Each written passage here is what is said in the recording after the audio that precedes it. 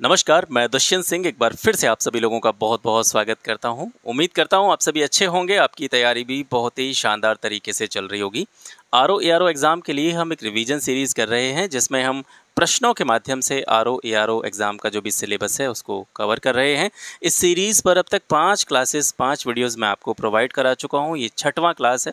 अगर आप नए हैं तो आपको ये जान लेना बहुत ज़रूरी है कि इस तरह की 100 वीडियोज़ 100 क्लासेस मैं आपको प्रोवाइड कराऊंगा, क्योंकि हमारी सीरीज़ का नाम ही है 100 डे रिवीजन सीरीज़। तो इस पूरी सीरीज़ के माध्यम से आपके पास आरओ एआरओ एग्ज़ाम के लिए प्रश्नों का एक अच्छा खासा संकलन हो जाएगा। और प्रश्नों से भी ज़्यादा महत्वपूर्ण चीज़ जो इस सीरीज़ की है वो है इन प्रश्नों की एक्सप्लेनेशन, जिस पर आपको सबसे ज़्यादा फोकस करना है। क्योंकि इस एक्सप्लेनेशन के थ्रू, प्रश्न तो आप देख ही रहे हैं, लेकिन इस एक्सप्लेनेशन के थ्रू आपके सिलेबस के जो भी सब्जेक्ट हैं और सब्जेक्ट के जो भी टॉपिक्स हैं उनको भी मैं साथ ही साथ यहाँ से कवर करा रहा हूँ। किसी किसी प्रश्न में तो आपको पूरा का पूरा टॉपिक कवर हुआ मिलेगा। ठीक है, तो आरओ एआरओ के लिए ये बहुत ही शानदार सीरीज़ होने वाली है। और अगर आप यूपी पीसीएस की भी तैयारी कर रहे हैं तो उसके लिए भी जब तक एग्ज़ाम है तब तक आप इसको देख सकते हैं। आपको आपके यूपी पीसीएस प्री में भी इसका बहुत ज़्यादा बेनिफिट देखने को मिलेगा। ठीक है, तो चलिए स्टार्ट करते हैं। आज का पहला क्वेश्चन है, केंद्र सरकार के द्वारा 16वें वित्त आयोग का गठन किसकी अध्यक्षता में किया गया है? 16वें फाइनेंस कमीशन के जो अध्यक्ष हैं वो हैं डॉक्टर अरविंद पनगड़िया। अभी 16वां वित्त आयोग चल रहा है। ठीक है, तो इसके अध्यक्ष तो आपको याद रखने ही रखने। इसके साथ साथ आपको 15वां, 14वां और 13वां वित्त आयोग, इसके अध्यक्ष कौन कौन थे ये भी याद रखना है, क्योंकि कभी कभी मैचिंग वाला क्वेश्चन आपके एग्ज़ाम में पूछ लिया जाता है। मान के लिए आपको दे देगा 13, 14, 15, 16, ये चारों वित्त आयोग के अध्यक्ष दे देगा और आपसे मैच करने के लिए बोलेगा, तो फिर वहाँ पे आप कंफ्यूज हो जाएंगे। ठीक है, तो 13, 14, 15 ये भी आपको साथ में रखने हैं। नीचे मैंने इसकी एक्सप्लेनेशन दे रखी है। 16वें वित्त आयोग के अध्यक्ष आपको पता हो गया, डॉक्टर अरविंद पनगड़िया। ये जो वित्त आयोग है, 16वां वित्त आयोग है, इसको 31 अक्टूबर 2025 तक, ये तिथि याद रखनी है। ठीक है, 31 अक्टूबर 2025 तक अपनी जो भी सिफारिशें हैं वो सौंपनी है राष्ट्रपति को। इन सिफारिशों में 1 अप्रैल 2026 से स्टार्ट होने वाली 5 साल की अवधि के लिए जो भी अधिनिर्णय होंगे वो भी शामिल होंगे। जैसा कि मैंने ऊपर कहा था, 13वां, 14वां और 15वां वित्त आयोग, इसके अध्यक्ष भी आपको याद रखने हैं। विजय केलकर जो थे वो 13वें फाइनेंस कमीशन के अध्यक्ष थे। वाई.वी. रेड्डी ये 14वें वित्त आयोग के अध्यक्ष थे। एन.के. सिंह 15वें वित्त आयोग के अध्यक्ष थे। ठीक है, अब थोड़ा सा वित्त आयोग के बारे में जानते हैं। वित्त आयोग जो होता है ये केंद्र और राज्य सरकारों के बीच में जो भी राजस्व से जुड़े हुए संसाधन होते हैं, रिसोर्सेज होते हैं, उनके आवंटन के उद्देश्य से, उनके बंटवारे के उद्देश्य से स्थापित किया जाने वाला एक किस तरीके का निकाय होता है? संवैधानिक निकाय होता है। इसका जो वर्णन किया गया है भारतीय संविधान के किस आर्टिकल में किया गया है? अनुच्छेद 280 याद रखेंगे, वित्त आयोग से जुड़ा हुआ है। गठन किसके द्वारा इसका होता है? तो ये राष्ट्रपति के द्वारा होता है। कितने वर्ष के लिए? 5 वर्ष के लिए। ठीक है, तो और ये किस प्रकार का एक निकाय है, किस तरह की बॉडी है? तो ये अर्ध न्यायिक बॉडी है। वित्त आयोग अपनी रिपोर्ट किसे सौंपता है? तो ये राष्ट्रपति को सौंपता है सर। ठीक है, और फिर राष्ट्रपति उस रिपोर्ट का क्या करता है? इसको संसद के दोनों सदनों के समक्ष प्रस्तुत करता है। ठीक है, वित्त आयोग अपनी रिपोर्ट राष्ट्रपति को सौंपता है, राष्ट्रपति संसद के दोनों सदनों के समक्ष उस रिपोर्ट को रखता है। वित्त आयोग की जो भी सिफारिशें होती हैं वो बाध्यकारी नहीं होती हैं, ये याद रखेंगे। ठीक है, वित्त आयोग जो भी सिफारिशें करता है वो बाध्यकारी नहीं होती हैं, उनकी प्रवृत्ति केवल सलाहकारी होती है। यानी सरकार चाहे तो उसको मान भी सकती है, नहीं भी मान सकती। उसका मानना या ना मानना पूरी तरीके से सरकार पर डिपेंड करता है। पहला वित्त आयोग कब गठित हुआ था सर? 1951 में गठित किया गया था, और अब तक 15 वित्त आयोग गठित किए जा चुके हैं। ये 16वां है। ठीक है, सिविल प्रक्रिया संहिता 1908 के अनुसार वित्त आयोग के पास सिविल कोर्ट की जितनी भी शक्तियां होती हैं वो वित्त आयोग के पास भी होती हैं, ये भी आपको याद रखना है। ठीक है, सेकंड क्वेश्चन है, भारत में कृषि उत्पादों के बाजार को किसके अधीन विनियमित किया जाता है? किसके अधीन उसको रेगुलेट किया जाता है? तो जो भी कृषि उत्पादों का बाजार है, कृषि से जुड़े हुए जो भी प्रोडक्ट होते हैं, कृषि से जुड़े हुए जो भी उत्पाद होते हैं, वो राज्यों द्वारा अधिनियमित कृषि उत्पाद विपणन समिति अधिनियम के अधीन इसको रेगुलेट किया जाता है, याद रखेंगे। ठीक है, मैचिंग से जुड़ा हुआ अगला क्वेश्चन है, कुछ अधिनियम दे रखे हैं एक साइड में, दूसरी साइड में वो अधिनियम किस वर्ष आए थे, उनके वर्ष दे रखे हैं। तो ये पहले से ही मैंने इनको मिला रखा है। ठीक है, नीचे इनकी एक्सप्लेनेशन दे रखी है, उससे हम इनको विस्तार से समझेंगे। सबसे पहले आता है MRTP एक्ट, ये आया था 1969 में। Industries development and regulation act ये आया था 1951 में। न्यूनतम मजदूरी अधिनियम 1948 में आया था। और फेरा एक्ट जो था, जो कि बाद में इसका नाम बदल करके फेमा कर दिया गया था, ये 1973 में आया था। ठीक है, अब इनके बारे में थोड़ा थोड़ा जानते हैं जो ज़रूरी है। MRTP जो सबसे पहला दे रखा है, ये क्या है, इसका पहले फुल फॉर्म समझिए। MRTP का फुल फॉर्म होता है monopolies and restrictive trade practice act. ठीक है, monopolies and restrictive trade practice अधिनियम।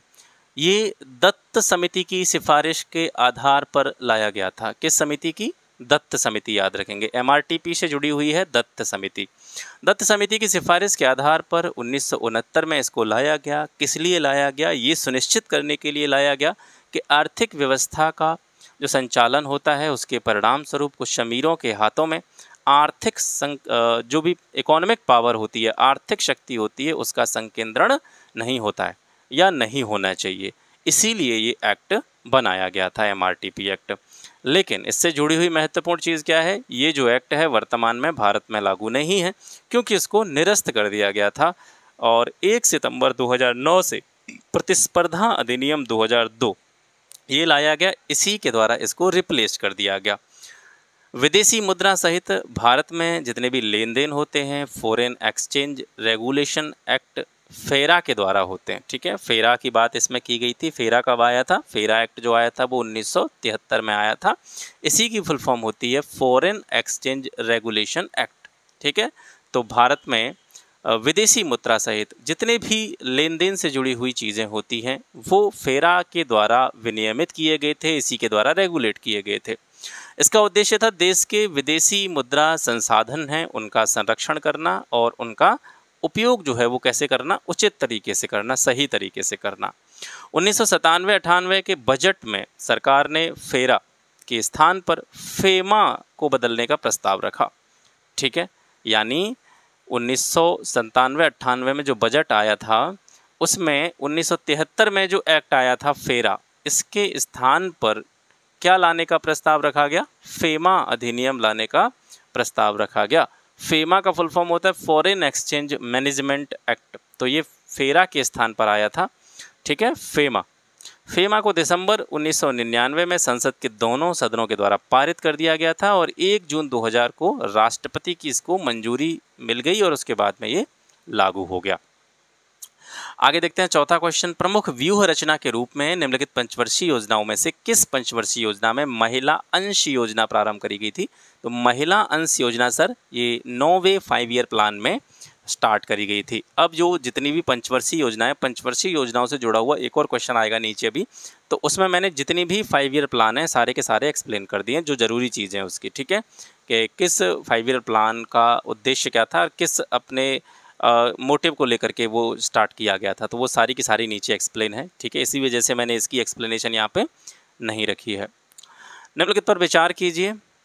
पहला है जनता के पास मुद्रा, दूसरा है बैंकों के पास मांग जमा जिसको डिमांड डिपॉजिट्स कहते हैं, तीसरा है बैंकों के पास समय जमा जिसको टाइम डिपॉजिट्स कहते हैं, और चौथा है डाकघर बचत संगठनों के पास में जो कुल जमा होता है। ठीक है, राष्ट्रीय बचत पत्र इसमें शामिल नहीं होते। तो ये 4 चीज़ें दे रखी हैं। इनमें से कौन कौन सी भारत में व्यापक मुद्रा में शामिल है? व्यापक मुद्रा को संक्षेप में M3 से प्रदर्शित करते हैं। और इनमें से जो ऊपर 4 चीज़ें दे रखी हैं इसमें से कौन कौन सी चीज़ें व्यापक मुद्रा यानी M3 वाली कैटेगरी में शामिल हैं? तो पहला, दूसरा, तीसरा। ठीक है, ये डाकघर वाला जो है ये जो है M3 में शामिल नहीं होता है। M3 में बाकी जो 3 चीज़ें हैं, जनता के पास जो मुद्रा होती है, पैसा होता है, बैंकों के पास में जो भी डिमांड डिपॉजिट्स होते हैं या बैंकों के पास जो भी टाइम डिपॉजिट्स होते हैं, वो सारे के सारे इस व्यापक मुद्रा वाली श्रेणी में शामिल किए जाते हैं। ठीक है, अभी इसको हम थोड़ा सा समझते हैं। डॉक्टर YV रेड्डी की अध्यक्षता में मुद्रा पूर्ति पर गठित कार्यदल की सिफारिशों के अनुसार मुद्रा पूर्ति को 4 भागों में बांटा गया, 4 समुच्चय उसके बनाए गए, M0, M1, M2, M3, जिसमें से M3 को क्या कहा जाता है? व्यापक या स्थूल मुद्रा कहा जाता है। इसमें कौन कौन से कंपोनेंट शामिल होते हैं, तो यहाँ से इस फॉर्मूले की सहायता से इसको समझ सकते हैं। M3 जो होता है यानी जो व्यापक या स्थूल मुद्रा होती है उसके अंतर्गत आती है जनता के पास जो भी पैसा है, हम और आप लोगों के पास जो भी करेंसी मुद्रा हमारे पास है वो आती है M3 के अंतर्गत, प्लस बैंकों के पास में जो भी डिमांड डिपॉजिट्स होते हैं वो इसमें शामिल होते हैं।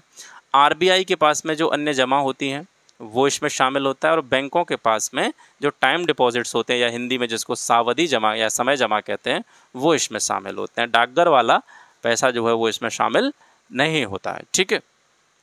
5वां प्रश्न है, सभी व्यापारी मूल्य बढ़ोतरी से लाभ कमाते हैं। यानी जो व्यापारी होते हैं वो जब चीज़ों की वृद्धि हो जाती है, उनकी कीमत में वृद्धि हो जाती है, तो व्यापारियों को इससे लाभ होता है। और इसका कारण क्या दे रखा है? कारण इसका दे रखा है कि मूल्य में जब बढ़ोतरी होती है तो जो भी कस्टमर होते हैं वो अपनी आवश्यकताओं में क्या करते हैं? कटौती करते हैं। ये इसका कारण है। ठीक है। तो अगर कथन को इंडिविजुअली देखा जाए, जितने भी व्यापारी हैं भाई, पैसा जब कीमतें बढ़ गई वस्तुओं की तो सबसे ज़्यादा लाभ किसको होता है? व्यापारियों को होता है। तो पहला कथन सही है, कारण भी इसका सही है। इंडिविजुअली देखा जाए तो भाई मूल्य में बढ़ोतरी जब हो जाएगी किसी भी चीज़ की, आप मान करके चलिए आप बाज़ार से कुछ लेकर के आ रहे हैं, मान करके चलिए चीनी लेकर के आ रहे हैं आप बाज़ार से। ठीक है। चीनी मान करके चलिए 44-45 रुपये किलो चल रही है। अब वो चीनी की कीमत हो जाए कितनी? 200 रुपये पर केजी हो जाए। ठीक है। तो आप चीनी उतनी ही खाएंगे या चीनी का जो उपभोग आपके द्वारा किया जाता है उसमें कटौती कर देंगे? तो उसमें आप कमी करेंगे, जाहिर सी बात है, क्योंकि वो इतनी आवश्यक चीज़ नहीं है। ठीक है। तो ग्राहक जो होते हैं वो अपनी आवश्यकताओं में कटौती करते हैं, लेकिन इस कारण का कथन से संबंध नहीं है। यानी व्यापारी मूल्य बढ़ोतरी से इसलिए लाभ नहीं कमाते हैं कि ग्राहक जो है अपनी आवश्यकताओं में कटौती कर देते हैं। ये दोनों ही चीज़ें जो हैं वो कैसी हैं? अलग अलग हैं। इसलिए जो कारण है वो कथन की व्याख्या नहीं करता है, लेकिन इंडिविजुअली दोनों सही हैं। देखिए, मूल्य में जब भी बढ़ोतरी होती है तो व्यापारी वर्ग को तो लाभ होता है, तथा उपभोक्ता वर्ग जो होता है यानी हम लोग जो हैं, आप लोग जो हैं, कंज्यूमर, इनको क्या होती है? हानि होती है। पुनः वस्तुओं और सेवाओं के मूल्य में वृद्धि होने से मुद्रा की जो क्रय शक्ति होती है वो घट जाती है। यानी आप क्रय शक्ति घटने का मतलब क्या है कि आपके पास जो मुद्रा है उसमें आप जितना सामान पहले खरीद रहे थे उतना अब नहीं खरीद पा रहे हैं, तो उसकी क्रय शक्ति, खरीदने की जो शक्ति है वो घट गई, कम हो गई, जिसके कारण उतनी ही मुद्रा से पूर्व की अपेक्षा आप कम वस्तुओं और सेवाओं को खरीद पा रहे हैं। स्पष्ट है कि ऐसी दिशा में उपभोक्ता जो होंगे वो अपनी आवश्यकताओं में क्या करेंगे? कटौती करेंगे। तो कथन कारण दोनों सही है, कारण कथन की सही व्याख्या नहीं करता है सर। ठीक है। मैचिंग से जुड़ा हुआ क्वेश्चन है। कुछ संगठनों के नाम दे रखे हैं और उनके मुख्यालय हैं, आपको बताना है कौन सा सही नहीं है। तो यूएनओ यानी यूनाइटेड नेशंस ऑर्गेनाइजेशन, इसका मुख्यालय न्यूयॉर्क में है, आप सभी जानते हैं। WTO वर्ल्ड ट्रेड ऑर्गेनाइजेशन, इसका रोम में नहीं है सर, तो ये गलत है। ठीक है। बाकी जो इंटरनेशनल लेबर ऑर्गेनाइजेशन है, श्रम संगठन है, जिनेवा में है इसका, और आपका खाद्य और कृषि संगठन जो है इसका रोम में है।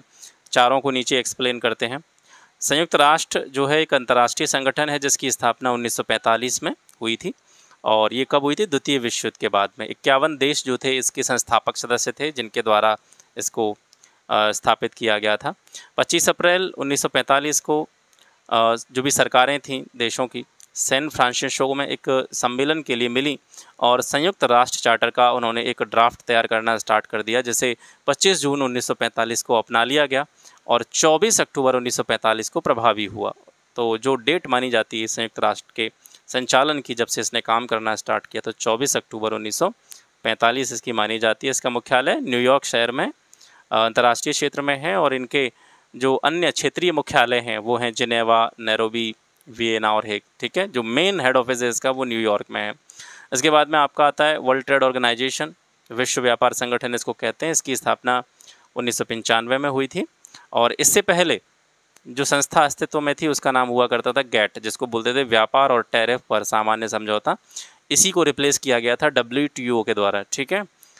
ये जो गैट था ये 1946 से काम कर रहा था। गैट जो था 1944 में ब्रेटन वुड्स सम्मेलन हुआ था, उसके बाद में गैट की स्थापना हुई थी। बाद में इसको WTO के द्वारा 1995 में रिप्लेस कर दिया गया। इसका मुख्यालय जिनेवा में है, स्विट्जरलैंड में। ठीक है। इसके बाद में अंतर्राष्ट्रीय श्रम संगठन आता है। ये संयुक्त राष्ट्र संघ की एक विशेष एजेंसी है जो दुनिया भर में श्रम की क्या स्थिति चल रही है और जीवन स्तर में सुधार के लिए क्या किया जाना चाहिए, इन सारी चीज़ों के लिए समर्पित है। 1919 में वर्साई की जो संधि हुई थी उसके द्वारा संयुक्त राष्ट्र संघ की एक संबद्ध एजेंसी के रूप में इसकी स्थापना हुई। 1946 में संयुक्त राष्ट्र की पहली संबद्ध विशेष एजेंसी जो है ILO को बनाया गया। अपनी गतिविधियों की मान्यता में इंटरनेशनल लेबर ऑर्गेनाइजेशन यानी अंतर्राष्ट्रीय श्रम संगठन को 1969 में शांति का नोबेल पुरस्कार भी मिला। तो भारत में इसका जो पहला कार्यालय था अंतर्राष्ट्रीय श्रम संगठन का, वो 1928 में शुरू किया गया था। इसके बाद में FAO आता है, इसको बोलते हैं खाद्य और कृषि संगठन, ठीक है। ये भी संयुक्त राष्ट्र की एक विशेष एजेंसी है और जो भुखमरी को समाप्त करने और पोषण और खाद्य सुरक्षा में सुधार करने के लिए अंतर्राष्ट्रीय लेवल के जो प्रयास हैं वो जो है उनका नेतृत्व करने का काम करता है FAO, ठीक है। इसका आदर्श वाक्य क्या है? Let there be bread, let there be bread जो है इसका मोटो है। इसकी स्थापना अक्टूबर 1945 में हुई थी और इसकी स्थापना की जो वर्षगांठ एनिवर्सरी है उसको चिन्हित करने के लिए हर साल 16 अक्टूबर को क्या मनाया जाता है? विश्व खाद्य दिवस मनाया जाता है, क्योंकि इसी दिन 16 अक्टूबर 1945 को FAO की स्थापना की गई थी। सूची 1 को सूची 2 से सुमेलित करना है। कुछ योजना कार्यक्रमों के नाम हैं और उनके प्रारंभ वर्ष हैं, पहले से ही सुमेलित हैं। राष्ट्रीय ग्रामीण स्वास्थ्य मिशन 2005 में स्टार्ट किया गया था। राष्ट्रीय सामाजिक सहायता कार्यक्रम ये 1995 में स्टार्ट किया गया था। स्वर्ण जयंती ग्राम स्वरोजगार योजना 1999 में और जवाहर रोजगार योजना 1989 में प्रारंभ की गई। वर्ष 2023 में गरीबी उन्मूलन हेतु अंतर्राष्ट्रीय दिवस का जो थीम था वो क्या था? तो 2023 में गरीबी उन्मूलन का जो थीम था वो था समुचित कार्य और सामाजिक सुरक्षा, सभी के लिए सम्मान को व्यवहार में लाना। ये 2023 के गरीबी उन्मूलन के लिए अंतर्राष्ट्रीय दिवस का थीम था। 24 का अभी मनाया नहीं गया है, ठीक है। तो इसका थीम अभी निकल करके आया नहीं है, तो वो जब करंट कराएंगे आपको तो उसमें वो सारी चीज़ें जो है आपको कराती जाएंगी, ठीक है। संयुक्त राष्ट्र महासभा ने 22 दिसंबर 1992 को एक प्रस्ताव पारित किया था, जिसके बाद से 17 अक्टूबर 1993 से हर साल अंतर्राष्ट्रीय गरीबी उन्मूलन दिवस मनाया जाने लगा, ठीक है। तो ये कब मनाया जाता है? ये हर वर्ष 17 अक्टूबर को मनाया जाता है। नई विदेश व्यापार नीति 2023 के तहत ऐसे निर्यातक जिनकी निर्यात प्रदर्शन सीमा 200 मिलियन US$ है, उनको क्या कहा जाता है? तो ये नई विदेश व्यापार नीति थी, उसमें कुछ कैटेगरीज बनाई गई। 2 star export house, 3 star export house, 4 star export house, 5 star export house. तो जो भी निर्यातक यानी जो भी ऐसे उद्योग हैं जो 200 मिलियन US$ से ज़्यादा की चीज़ों को निर्यात करते हैं, बेचते हैं अन्य देशों को, तो उसको क्या कहा जाता है या किस कैटेगरी में वो आते हैं? तो वो आते हैं 4 स्टार एक्सपोर्ट हाउस कैटेगरी में, ठीक है। इसको थोड़ा सा और समझते हैं।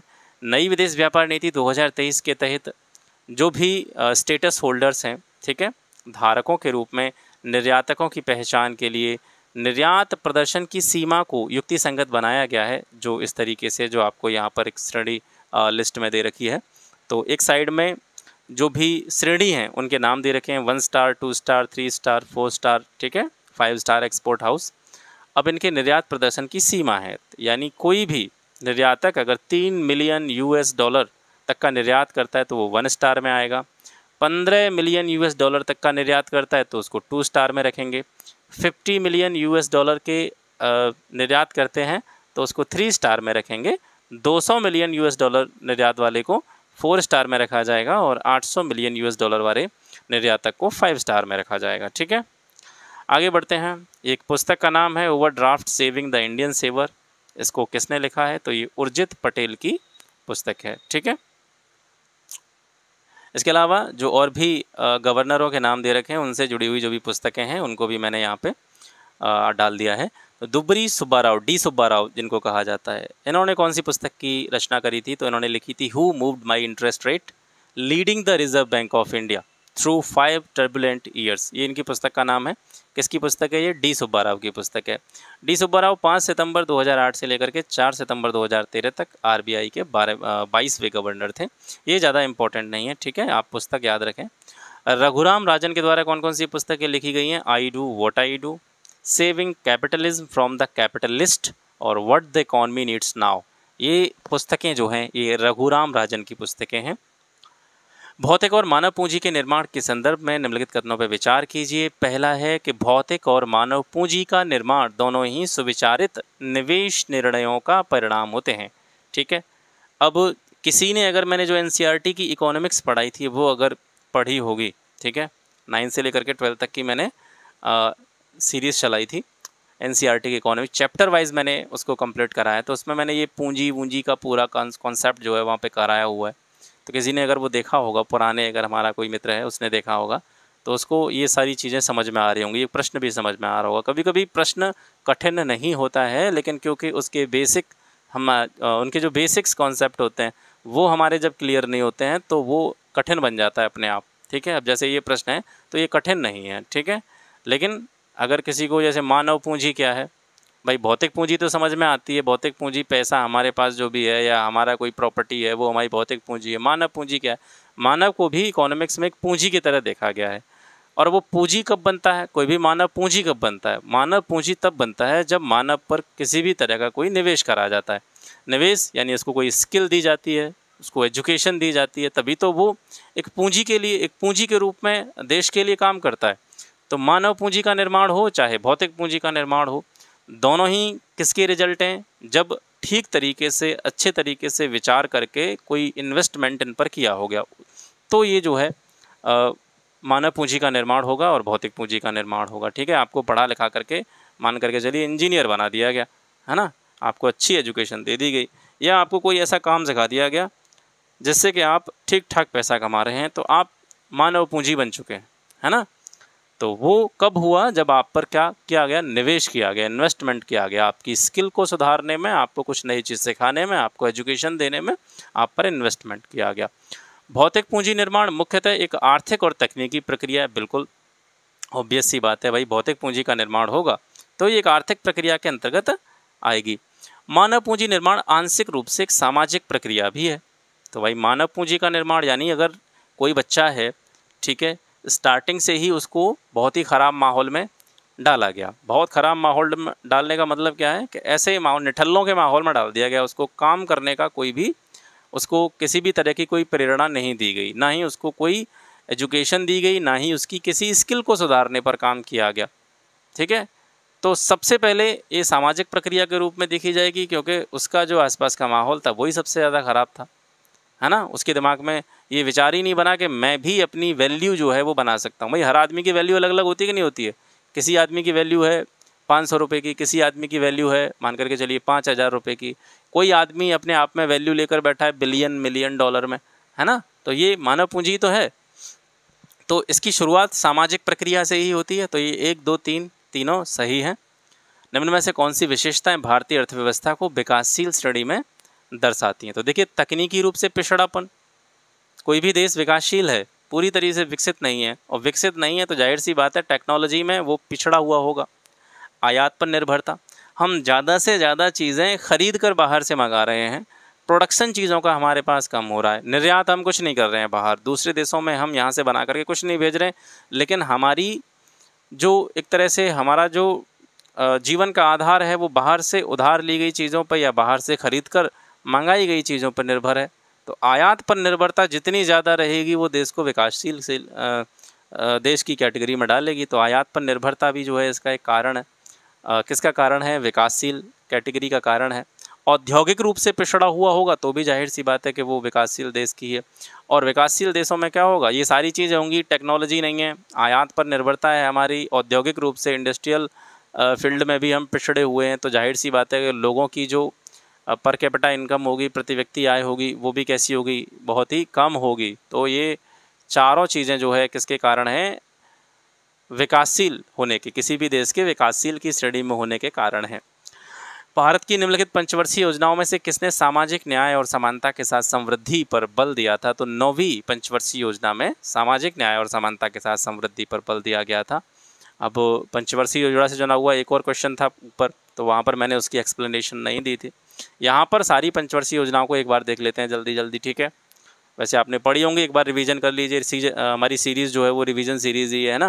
पहली पंचवर्षीय योजना 1951 से लेकर 56 तक क्या क्या चीज़ें थी इसमें जो आपको याद रखनी चाहिए। पहली पंचवर्षीय योजना ने भारत में आर्थिक विकास पर जोर दिया था, ठीक है, और इसे भारत के प्रथम प्रधानमंत्री जवाहरलाल नेहरू ने भारत की संसद में प्रस्तुत किया था, ठीक है। भाई देखो 1951 जो टाइम है ये बिल्कुल आज़ादी के बहुत ज़्यादा बाद का टाइम नहीं है, 3-4 साल का गैप है हमारे देश को आज़ाद होने में और पहली पंचवर्षीय योजना स्टार्ट होने में।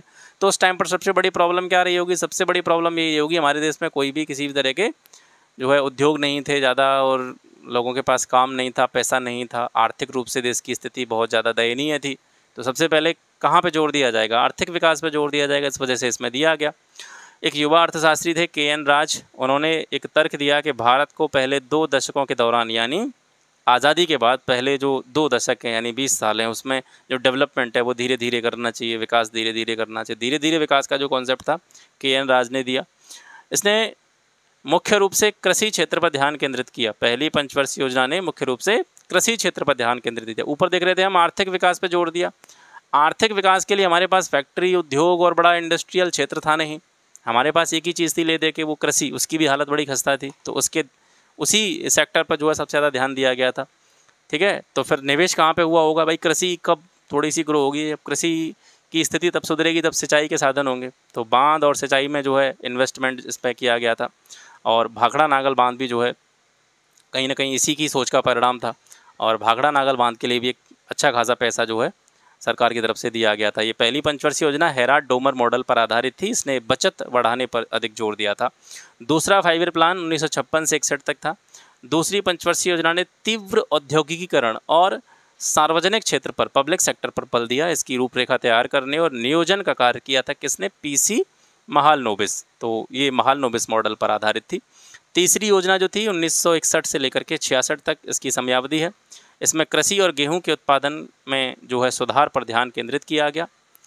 यहाँ पर एक महत्वपूर्ण चीज़ है तीसरी पंचवर्षीय योजना से जुड़ी हुई कि यहाँ पर एक टारगेट रखा गया वृद्धि दर का, ग्रोथ रेट का 5.6%, लेकिन जो टारगेट लेकर के चले थे 5.6% का, उसके रिस्पेक्ट में 2.4% ही जो ग्रोथ रेट थी, विकास दर थी, वो जो है यहाँ पे रही थी। तो कहीं ना कहीं तीसरी योजना की विफलता का संकेत इसने दे दिया था कि जो हमारी लक्षित वृद्धि दर थी 5.6%, उसके सापेक्ष 2.4% ही हमारी ग्रोथ रेट रही थी। तो विफलता एक तरीके से हम कह सकते हैं कि तीसरी पंचवर्षीय योजना थी, ये विफल रही थी और इसी वजह से सरकार को योजना अवकाश की घोषणा करनी पड़ी थी। 66, 67, 67, 68 और 68, 69, 3 साल का जो समय था, क्योंकि यहाँ से आप देखेंगे बिल्कुल क्रम से, देखिए पहली पंचवर्षीय योजना 51 से 56, ठीक है, दूसरी पंचवर्षीय योजना 56 से 61, तीसरी 61 से 66, तो ये बिल्कुल क्रमिक रूप से चलती आ रही हैं। अब यहाँ पे देखें चौथी पंचवर्षीय योजना 69 में चालू हुई थी, क्योंकि 66 से 69 के बीच में योजना अवकाश जो है सरकार को करना पड़ा। तो ये 3 साल की अवधि योजना अवकाश के नाम से जानी जाती है। चतुर्थ पंचवर्षीय योजना 1969 से 74 तक, इसे प्रधानमंत्री इंदिरा गांधी के कार्यकाल के दौरान पेश किया गया था। ये गाडगिल फॉर्मूले के आधार पर जो है बनाई गई थी। इसमें स्थिरता के साथ में विकास और आत्मनिर्भरता की दिशा में प्रगति पर बहुत ज़्यादा जोर दिया गया था। और इसी पंचवर्षीय योजना के अंतर्गत सरकार ने 14 प्रमुख जो भारतीय बैंक थे उनका राष्ट्रीयकरण किया और हरित क्रांति ने जो है इस पंचवर्षीय योजना के दौरान जो एग्रीकल्चर फील्ड था उसको बढ़ावा दिया। पांचवी पंचवर्षीय योजना 74 से 78 तक थी। इसने रोजगार बढ़ाने, गरीबी उन्मूलन, गरीबी हटाओ, ठीक है, इन पर जोर दिया। भारतीय राष्ट्रीय राजमार्ग प्रणाली की शुरुआत इस पंचवर्षीय योजना के दौरान करी गई। इस योजना के पहले वर्ष न्यूनतम आवश्यकता कार्यक्रम, मिनिमम नीड्स प्रोग्राम, MNP, इसको स्टार्ट किया गया था। इसे किसने तैयार किया था? DP धर ने इस MNP प्रोग्राम को जो है तैयार किया गया था, ठीक है। और ये जो न्यूनतम आवश्यकता कार्यक्रम था ये कहीं ना कहीं उन चीज़ों से जुड़ा हुआ है, जैसे जो राशन वगैरह लोगों को वितरित किया जाता है ना, तो उन्हीं चीज़ों से जुड़ा हुआ था। रोलिंग प्लान 78 से लेकर के 80, ये जो टाइम चल रहा था, ठीक है। अब जैसे हम यहाँ पे देख रहे थे, ये हमारी जो पंचवर्षीय योजना थी पाँचवीं 78 तक चली, तो ये 78 में 1978 से 80 के आसपास का जो समय था ये बिल्कुल एक अस्थिरता का दौर था। जनता पार्टी की सरकार थी। जनता पार्टी सरकार ने पाँचवीं पंचवर्षीय योजना को क्या कर दिया? खारिज कर दिया, जो इससे पहली योजना थी, ठीक है, और एक नई छठी पंचवर्षीय योजना प्रस्तुत करी। बदले में वर्ष 1980 में इंदिरा गांधी के फिर से प्रधानमंत्री चुने जाने के पर भारतीय राष्ट्रीय कांग्रेस द्वारा इसे खारिज कर दिया गया था, ठीक है। तो 78 से 80 तक जो है कोई पंचवर्षीय योजना नहीं चली थी, तो ये भी एक तरह से योजना अवकाश इसको आप बोल सकते हैं। छठी पंचवर्षीय योजना फिर आती है 1980 में, ठीक है, 80 से 85 तक इसका समय काल रहा था। इसने मूल्य नियंत्रणों को समाप्त करके आर्थिक उदारीकरण की शुरुआत को रेखांकित किया। जनसंख्या वृद्धि को नियंत्रित करने के लिए जो परिवार नियोजन कार्यक्रम है वो छठी पंचवर्षीय योजना के दौरान लाया गया। शिवरामन समिति की सिफारिश पर राष्ट्रीय कृषि और ग्रामीण विकास बैंक यानी NABARD, national bank for agriculture and rural development, इसकी स्थापना जो है छठी पंचवर्षीय योजना के दौरान करी गई थी। कब करी गई? 12 जुलाई 1982 को। इसके बाद में 7वीं पंचवर्षीय योजना आती है, 85 से 90 तक इसका टाइम पीरियड रहा। ये राजीव गांधी के कार्यकाल के दौरान पेश की गई। इसने प्रौद्योगिकी के उपयोग के माध्यम से औद्योगिक उत्पादकता, ठीक है, इंडस्ट्रियल जो आपकी प्रोडक्टिविटी है उसके लेवल में सुधार पर जोर देने का काम किया था। 8वीं पंचवर्षीय योजना 1990 में स्टार्ट नहीं करी गई और बाद के बरसों यानी 90 तक तो ये चली 7वीं आपकी, और इसके बाद में 90 से 91 और 91 से 92 को वार्षिक योजना के रूप में माना गया। मतलब ये मान लिया गया कि ये 90 से 91 तक 1 वर्ष की योजना है और 91 से 92 तक ये भी 1 वर्ष की योजना है, क्योंकि ये जो टाइम था ये जो है आर्थिक संकट का टाइम था। भारत का आर्थिक संकट चल रहा था इसी टाइम पर। आपको वैसे भी पता होगा कि 1991 में 1991 में जो है आर्थिक सुधारों का जो दौर है वो प्रारंभ हुआ माना जाता है। प्रधानमंत्री थे PV नरसिम्हा राव। इसके नेतृत्व में अर्थव्यवस्था की समस्या से निपटने के लिए भारत में उदारीकरण, निजीकरण और वैश्वीकरण, ठीक है, LPG जो नीति थी, लिबरलाइजेशन, प्राइवेटाइजेशन, ग्लोबलाइजेशन, इसकी शुरुआत करी गई थी। 8वीं पंचवर्षीय योजना 92 से 97। 8वीं योजना ने उद्योगों के आधुनिकीकरण को बढ़ावा दिया, यानी जो भी हमारे उद्योग थे उनका मॉडर्नाइजेशन किया जाए। 1 जनवरी 1995 को भारत विश्व व्यापार संगठन का भी सदस्य बना था। ये भी 8वीं पंचवर्षीय योजना के दौरान हुआ।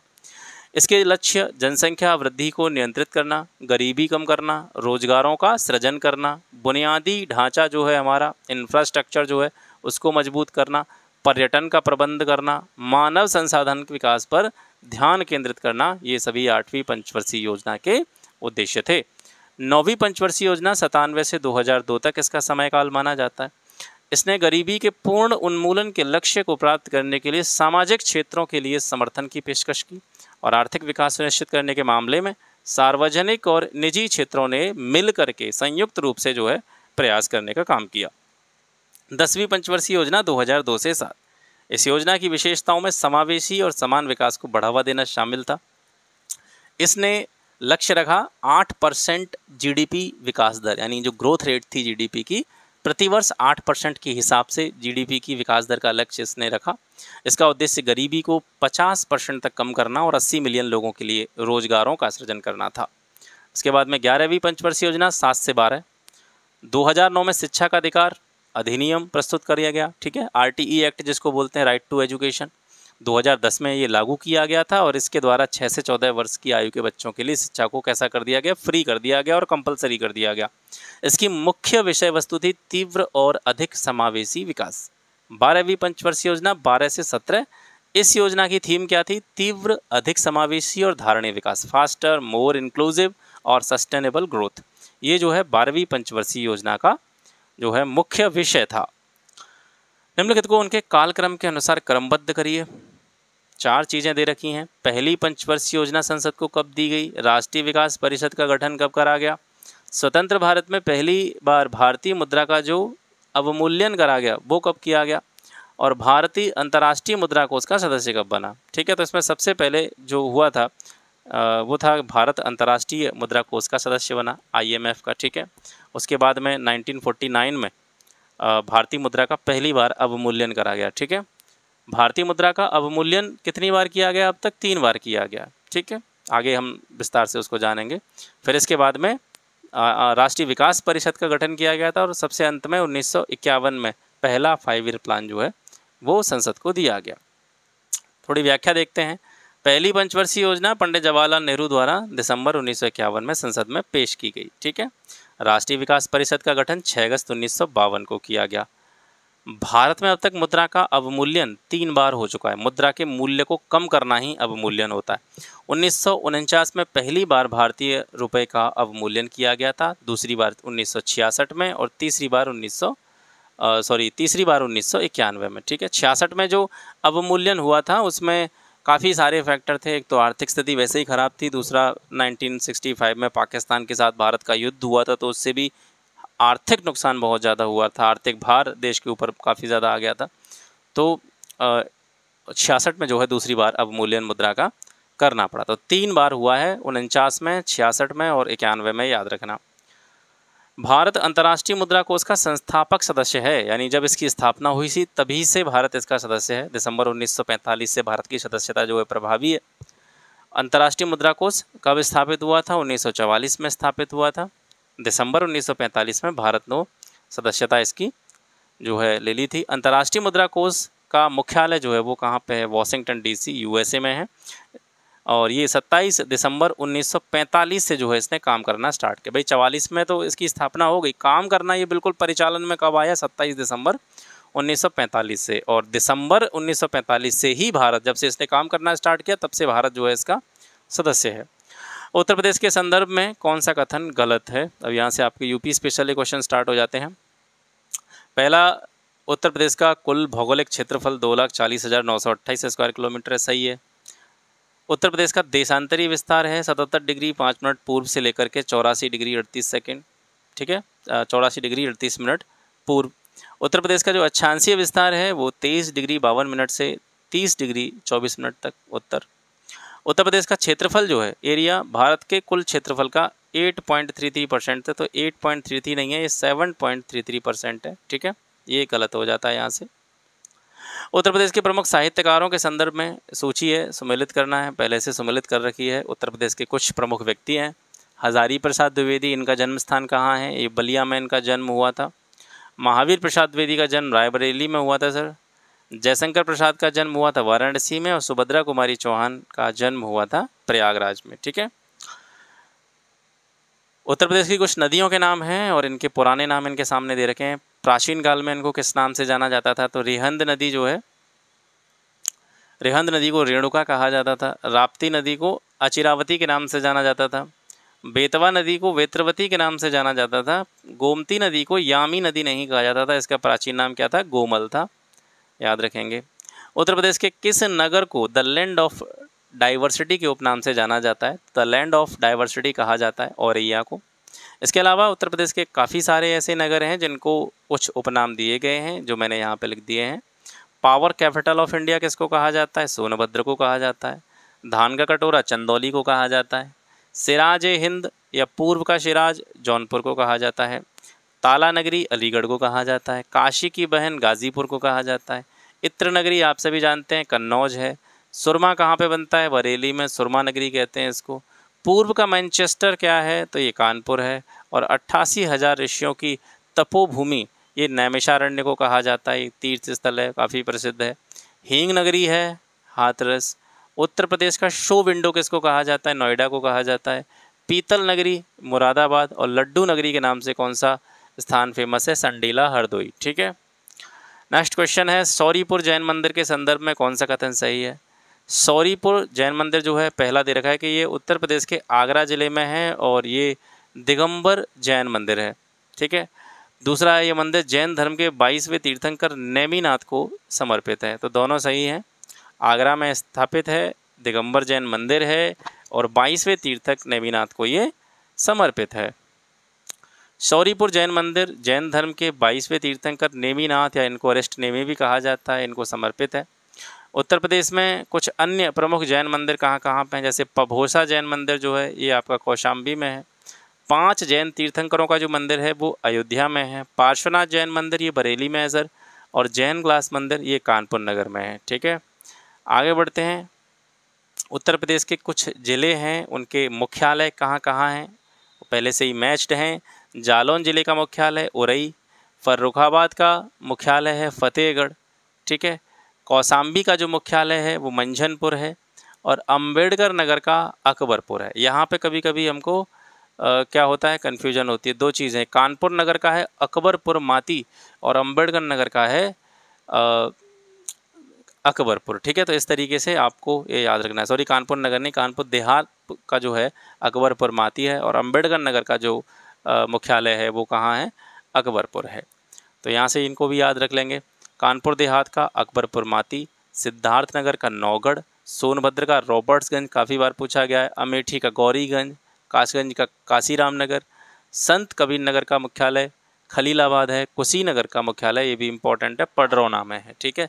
तो जितने ज़िलों के मुख्यालय यहाँ पे दे रखे हैं, इनके नाम के बिल्कुल मतलब एक अलग नाम से हैं इनके मुख्यालय।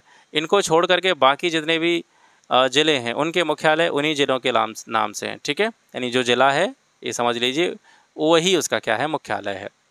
उत्तर प्रदेश में स्थित राजघाट जल विद्युत परियोजना के संदर्भ में कौन सा कथन सही है? पहला है कि ये जल विद्युत परियोजना बेतवा नदी पर है। कौन सी? राजघाट जल विद्युत परियोजना बेतवा नदी पर है। दूसरा है ये जल विद्युत परियोजना झांसी जिले में है। तो देखिए पहला तो सही है कि राजघाट जो जल विद्युत परियोजना है ये बेतवा नदी पर है, लेकिन ये झांसी में नहीं है सर, ये ललितपुर में है, ठीक है। इसके अलावा प्रदेश की कुछ अन्य जल विद्युत परियोजनाओं के नाम, माता टीला ये बेतवा नदी पर है, झांसी में है। ओबरा ये रिहंद नदी पर है, सोनभद्र में है। और रिहंद परियोजना ये रिहंद नदी पर है, कहाँ पर है? पीपरी, सोनभद्र में। उत्तर प्रदेश में एकमात्र परमाणु विद्युत संयंत्र कहाँ पे है? नरौरा, बुलंदशहर में है। यहाँ 2 रिएक्टर हैं, जिसमें से पहला वाला रिएक्टर 1989 में और दूसरा वाला रिएक्टर 1991 में चालू किया गया। एक अनपरा डी ताप विद्युत संयंत्र ये कहाँ है सर? ये भी सोनभद्र में है और इसे जापान के सहयोग से स्थापित किया गया है। 22वां प्रश्न है, कुछ मठ और स्तूपों के नाम दे रखे हैं, वे कहाँ कहाँ हैं आपको बताना है। लोकेशन उनकी, रानाभार स्तूप ये सर कुशीनगर में है। धमेक स्तूप कहाँ पे है? ये सारनाथ में है। घोषित राम मठ ये कहाँ पे है? ये कौशाम्बी में है। सहेत महेत ये कहाँ पे है? श्रावस्ती में है। अगला प्रश्न है, मतदाताओं की दृष्टि से उत्तर प्रदेश का सबसे बड़ा संसदीय क्षेत्र गाजियाबाद है, पहला कथन। दूसरा, मतदाताओं की संख्या की दृष्टि से उत्तर प्रदेश का सबसे छोटा संसदीय क्षेत्र जो है वो कौन सा है? बागपत है। तो कौन सा कथन सही है? दोनों के दोनों कथन जो है इसमें से सही हैं। उत्तर प्रदेश का न्यूनतम ग्रामीण जनसंख्या वाला जिला कौन सा है? सबसे कम ग्रामीण जनसंख्या कहाँ पे रहती है? तो ये गौतम बुद्ध नगर में रहती है, ठीक है। अगर आपसे प्रतिशतता में पूछा जाए, ये तो नंबर में है, ठीक है। अगर आपसे पूछा जाए संख्या के हिसाब से सबसे कम ग्रामीण जनसंख्या वाला जिला कौन सा है, तो गौतम बुद्ध नगर है। प्रतिशतता के हिसाब से अगर पूछा जाए सबसे कम जो है ग्रामीण जनसंख्या का प्रतिशत कहाँ पे है, तो ये गाजियाबाद में है। संख्या के हिसाब से गौतम बुद्ध नगर, प्रतिशतता के हिसाब से गाजियाबाद। न्यूनतम ग्रामीण जनसंख्या वाले 3 जिले कौन कौन से हैं? सबसे कम ग्रामीण जनसंख्या है गौतम बुद्ध नगर में सर। इसके बाद में दूसरा स्थान महोबा का आता है, तीसरे स्थान पर हमीरपुर आता है। सबसे ज़्यादा ग्रामीण जनसंख्या कहाँ कहाँ है? सबसे ज़्यादा है प्रयागराज में, उसके बाद में आजमगढ़ में, फिर उसके बाद में जौनपुर में। अब यहाँ से प्रतिशतता के आधार पर देखते हैं, सबसे कम ग्रामीण जनसंख्या वाला प्रतिशत कहाँ पे है? तो गाजियाबाद में 32.4%, लखनऊ में 33.8% और कानपुर नगर में 34.2% ग्रामीण जनसंख्या निवास करती है। सबसे ज़्यादा ग्रामीण जनसंख्या का प्रतिशत कहाँ है? तो श्रावस्ती में सबसे ज़्यादा ग्रामीण जनसंख्या का प्रतिशत है 96.5%। कुशीनगर इसके बाद में आता है 95.3% और इसके बाद में तीसरे स्थान पर आता है महाराजगंज, जहाँ पर 95% जनसंख्या जो है वो कैसी है? ग्रामीण है। 25वां प्रश्न है, उत्तर प्रदेश में पाई जाने वाली किस प्रकार की मृदाओं को, मिट्टियों को स्थानीय रूप से कल्लर या रेह मृदा के नाम से जाना जाता है? तो जो लवणीय और क्षारीय मिट्टी होती है इसी को क्या कहा जाता है?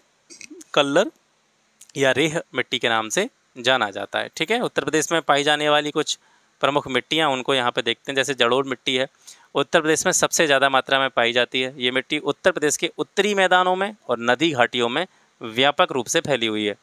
जलोढ़ मिट्टी को भारत की सबसे कैसी मिट्टी माना जाता है? उपजाऊ मिट्टी माना जाता है। लाल मिट्टी की बात करें तो ये प्रमुख रूप से बुंदेलखंड क्षेत्र में पाई जाती है। दोमट मिट्टी की बात करें तो ये कहाँ पाई जाती है सर? उत्तर प्रदेश के मध्य क्षेत्र में बलुई दोमट मिट्टी पाई जाती है और उत्तरी पूर्वी भाग में दोमट या बलुई दोमट मिट्टी पाई जाती है। ये मिट्टी कैसी होती है? इसकी प्रकृति थोड़ी सी अम्लीय होती है, ठीक है। इसके बाद में भाट, बांगर और धो मिट्टी की बात करते हैं। ये कहाँ पाई जाती है? ये गंगा के मैदान के पूर्वी भाग में, ठीक है। गंगा के मैदान के पूर्वी भाग में जो मिट्टी पाई जाती है वो भाट, बांगर और धो प्रकार की मिट्टी होती है। विंध्याचल क्षेत्र की मिट्टी देखें तो विंध्याचल क्षेत्र में जो मिट्टी है वो विशेष रूप से कहाँ से विकसित हुई है? विंध्य की चट्टानों से विकसित हुई है और ये मिट्टी मिश्रित लाल और काले रंग की होती है। लाल और काले का मिश्रण टाइप का ये दिखाई देता है। इसकी प्रकृति कैसी होती है? इसकी प्रकृति क्षारीय होती है, इसमें पानी की मात्रा कम होती है। ये कुछ जनपद हैं और जनपदों के प्राचीन नाम हैं, इसमें से कौन सुमेलित नहीं है? गोनर्द किसका प्राचीन नाम था? गोंडा का। बलवंत नगर जो था ये बलरामपुर का प्राचीन नाम नहीं था, बलवंत नगर झांसी को कहा जाता था। कोयल किसका नाम था? अलीगढ़ को कोयल कहा जाता था और कानपुर को कान्हापुर कहा जाता था। ये प्राचीन नाम है कुछ जनपदों के, ठीक है। कौन सा कथन असत्य है? कौशाम्बी यमुना नदी के किनारे अवस्थित है, सही। जौनपुर गोमती नदी के किनारे अवस्थित है, सही। कन्नौज रामगंगा नदी के किनारे अवस्थित है, ये गलत है। कन्नौज जो है गंगा नदी के किनारे अवस्थित है। बहराइच ये राप्ती नदी के किनारे अवस्थित है। अब उत्तर प्रदेश के कुछ ऐसे नगर जो अलग अलग नदियों के किनारे स्थित हैं उनको देख लेते हैं। जैसे गंगा नदी के किनारे पर कौन कौन से शहर पड़ते हैं? तो गढ़मुक्तेश्वर, कन्नौज, कानपुर, प्रयागराज, ठीक है, वाराणसी, गाजीपुर, बलिया, ये सभी नगर गंगा नदी के तट पर हैं। रामगंगा के किनारे कौन कौन से नगर पड़ते हैं? तो बिजनौर, मुरादाबाद, बरेली, बदायूं। यमुना की बात करते हैं तो यमुना के सहारे इटावा, आगरा, मथुरा, वृंदावन, कालपी, कौशाम्बी, हमीरपुर, प्रयागराज, ये सारे शहर आते हैं। गोमती किनारे लखनऊ है, जौनपुर है, सीतापुर है, सुल्तानपुर है, शाहजहाँपुर है, लखीमपुर खीरी है। और सरयू, अयोध्या जो है वो सरयू नदी के किनारे है। राप्ती नदी के किनारे गोरखपुर पड़ता है, बस्ती पड़ती है, गोंडा है, बहराइच है। तो ये कुछ ऐसे नगरों के नाम हैं जो अलग अलग नदियों के किनारे पड़ते हैं। उत्तर प्रदेश का कौन सा क्षेत्र आंध्र कल्प की प्राचीनतम शैलों से बना हुआ है? तो आंध्र कल्प की प्राचीनतम शैलों से बना हुआ उत्तर प्रदेश का जो भूखंड है वो बुंदेलखंड है, ठीक है। बुंदेलखंड क्षेत्र जो है ये आद्यकल्प की प्राचीनतम शैलों से बना है, प्राचीनतम चट्टानों से बना है। और इन चट्टानों की प्रकृति कैसी है? ये नीच चट्टानें हैं। इस पठार की औसत ऊंचाई 300 मीटर है। बुंदेलखंड मध्य भारत का प्राचीन क्षेत्र है, अर्थात यह दक्षिणी पठारी भूभाग के अंतर्गत आता है।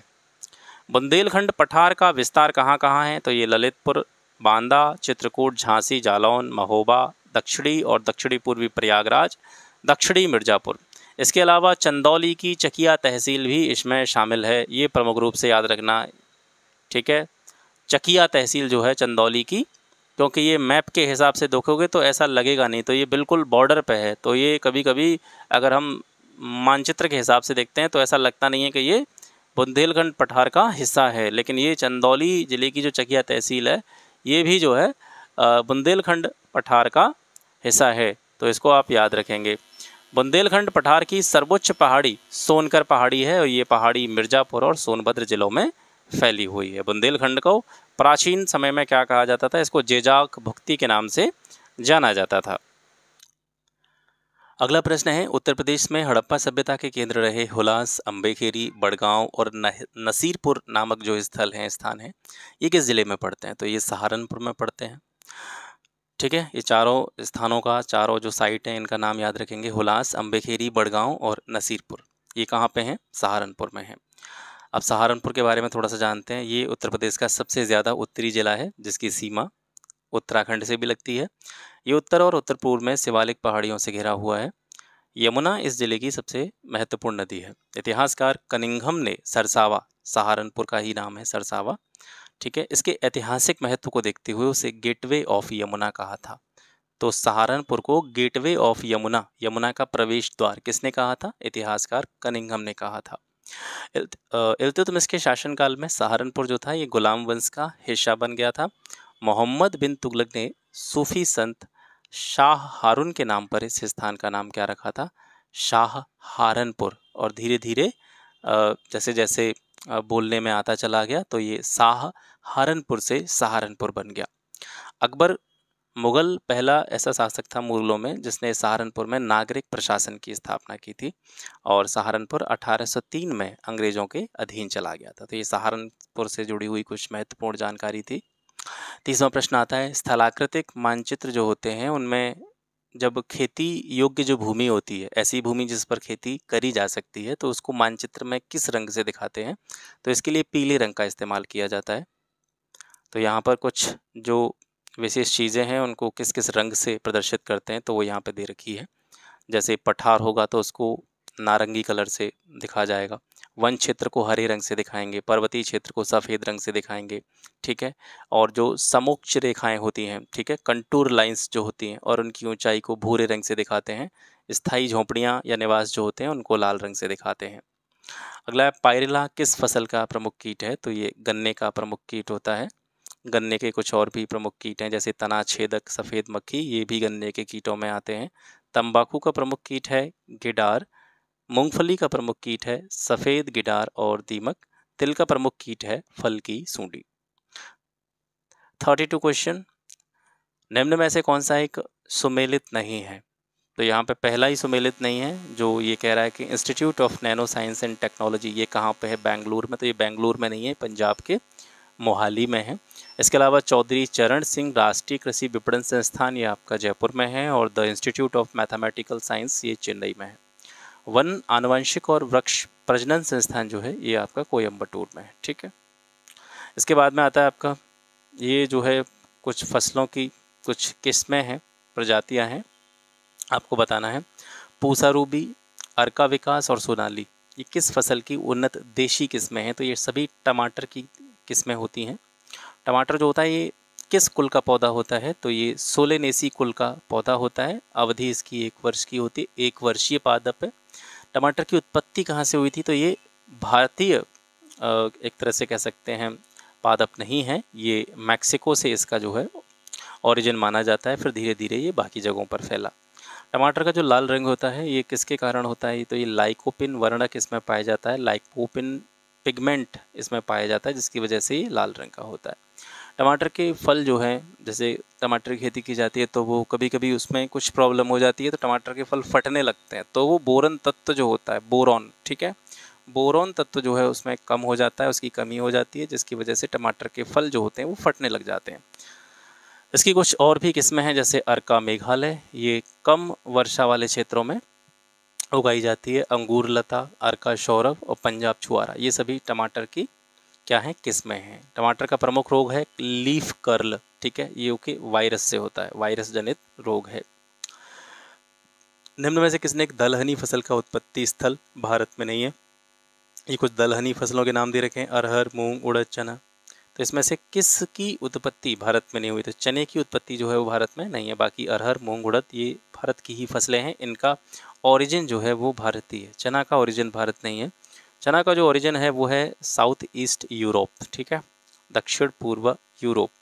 इसके अलावा अरहर, उड़द, मूंग जिनके नाम ऑप्शन में दे रखे थे, ये इनकी उत्पत्ति भारत में ही हुई है। इसके अलावा सोयाबीन और मसूर की जब हम बात करते हैं तो ये भी भारत की फसलें नहीं हैं, इनकी उत्पत्ति चाइना से हुई है। मटर की बात करेंगे तो ये भूमध्य सागरीय क्षेत्र की उत्पत्ति है। ठीक है, 35 question, national academy of agriculture research management NAARM NAARM, ये कहाँ पे स्थित है? तो ये सर हैदराबाद में स्थित है।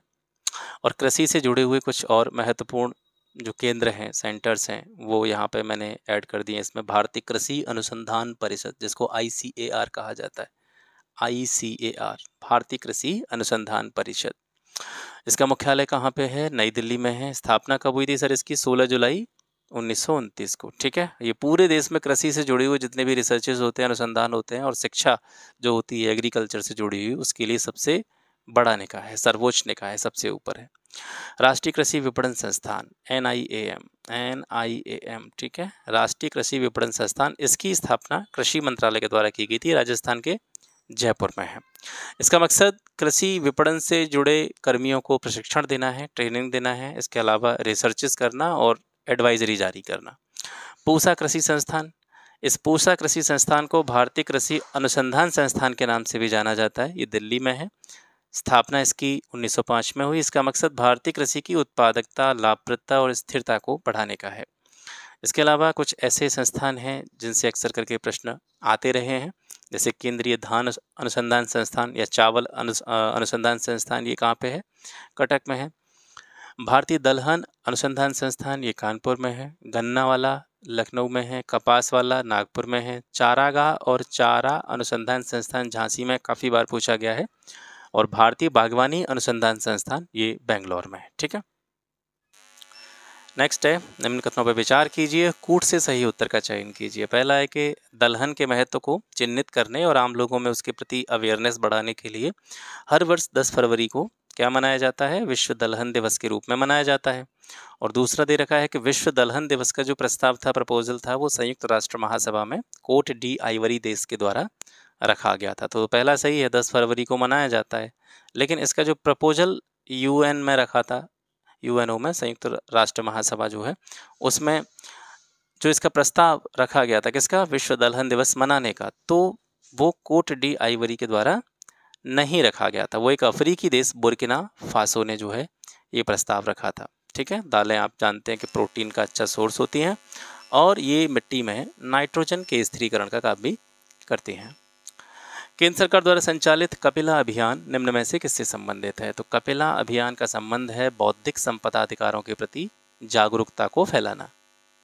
भारत द्वारा वर्ष 2020 में इसको जो है स्टार्ट किया गया था और 2020 में कुछ और भी योजनाएं स्टार्ट करी गई थी, जैसे प्रधानमंत्री गरीब कल्याण अन्न योजना मार्च 2020 में, स्वामित्व योजना 24 अप्रैल 2020, पीएम स्वनिधि योजना या स्ट्रीट वेंडर आत्मनिर्भर निधि, इसकी स्थापना 1 जून 2020 को, मिशन कर्मयोगी ये स्टार्ट किया गया 2 सितंबर 2020 को।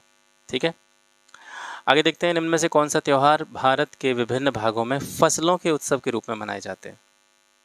कौन से त्यौहार हैं जो फसलों के उत्सव के रूप में मनाए जाते हैं?